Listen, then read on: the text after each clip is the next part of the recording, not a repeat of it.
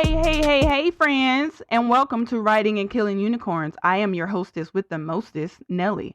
And today we're kicking off something special.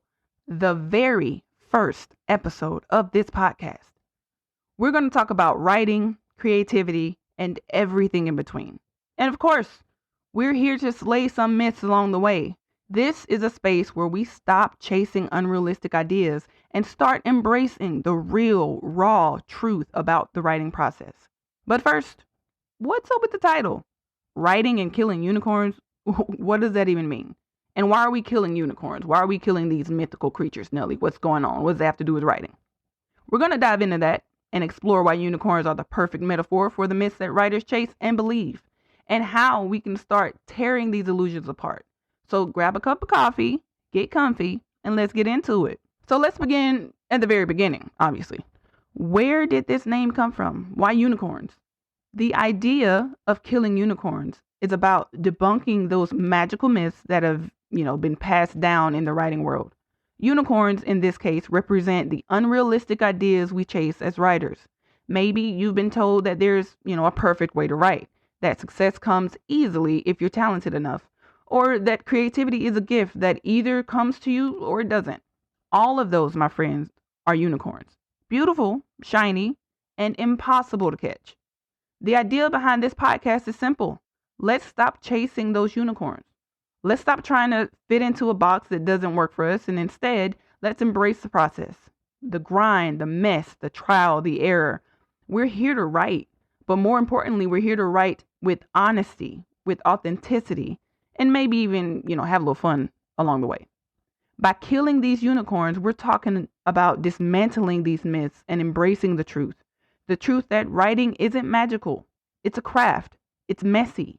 And it's all about doing the work day in and day out.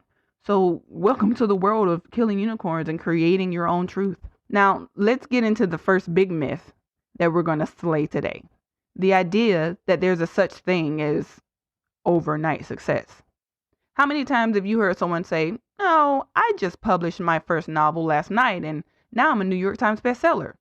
It can make us think that writing success happens in a flash, like you got a little salt-based sprinkle and then boom, instant fame, fortune, recognition.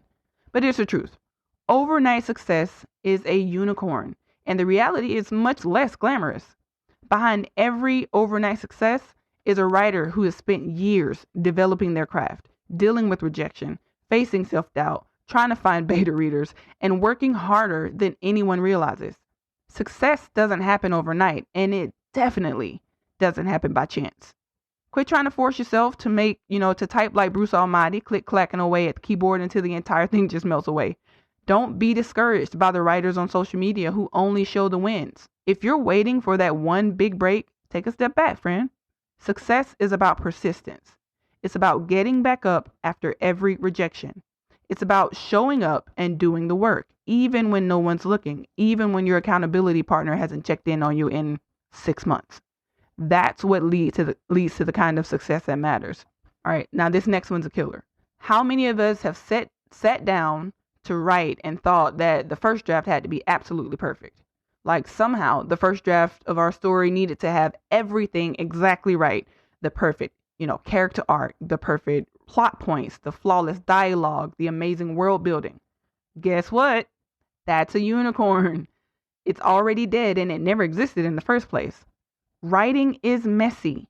Your first draft is supposed to be messy. It's called a rough draft because it's your starting point. Don't expect perfection, especially when you're just getting your ideas out there. It's about the journey, not the immediate result. You'll have time to edit and revise, but in the beginning, it's okay for it to be chaotic. In fact, it's better that way because that's when the magic starts to take shape. Here's another big one. The myth of, waiting for inspiration. Oh yeah, we've all heard it. I just need to feel inspired and then the words will flow. Absolutely not. That's a unicorn.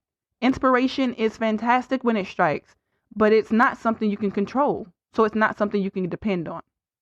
And relying on it will only keep you stuck. What really matters is your discipline, the daily commitment to write, even when you don't feel like it. Creativity isn't always about, waiting for the light bulb moment. It's about sitting down, doing the work, and making your own inspiration. The more you write, the more you tap into that creative flow and the more your story starts to come together. Discipline is the backbone of creativity. Writing every day, even when you don't feel like it, even when the words don't come easily, that's when the magic happens. It's not just about waiting for inspiration, it's about creating the space for it to flow. We're going to take some liberties here. You ready? Hold on. Let's rewrite the rules of creativity. I've already mentioned that writing is messy and far from perfect, but let's dig into that idea a little more. Embracing imperfection is key. You don't need to have everything figured out, friend. Not even figured out before you start. The story evolves as you write it, as you do the work. You become the writer by doing the work, not by waiting for the perfect moment. And let's not forget rejection. Every writer faces it. Friend, every single one. Rejection isn't a reflection of your worth as a writer. It's a part of the process. It's a tool that helps you grow stronger, clearer, and more authentic in your storytelling. So don't be afraid of rejection. It's not the end of the world. It's just part of the journey. Now, I want to talk to you, the writer. I want to hear your story. What unicorns have you chased in your writing journey? What myths have you believed only to discover they weren't real at all? Maybe you've fallen for the overnight success fantasy, or maybe you struggled with perfectionism. Whatever it is, I want to hear about it. Because the truth is, every writer has a journey, and every journey is different. So I encourage you to reflect. What's your unicorn? And more importantly, how did you kill it? Sometimes killing your unicorns means letting go of old ideas that no longer serve you or your story. When you find yourself attached to a concept or a scene that's just not working, it can be hard to let it go. But here's a powerful truth. Letting go of these ideas is often the key to creating something more authentic and meaningful. A discarded idea today might fuel a brilliant idea tomorrow. But that doesn't mean you should throw everything away, friend. Hold on. Don't start tossing. There are some unicorns worth saving. The ideas that challenge you, the ones that make you grow as a writer. When you find a concept that feels difficult, but it's worth fighting for, that's the moment you know it's time to dig in and keep going. Celebrate those small wins along the way because they add up to big breakthroughs. And remember, writing doesn't happen in isolation. I don't care what anybody tells you. Build your community of fellow creatives, your writer friends, your editors, your beta readers, people who will support and push you when you need it. As we wrap up this very first episode of Writing and Killing Unicorns, I just want to say a big thank you for having the intestinal fortitude to listen to this voice and for joining me on this ride. We're going to be slaying some more myths, exploring more truths, and getting real about the writing process. So I hope you'll stick around. Don't forget to subscribe, leave a review, and share this episode with a fellow writer who might need to hear it.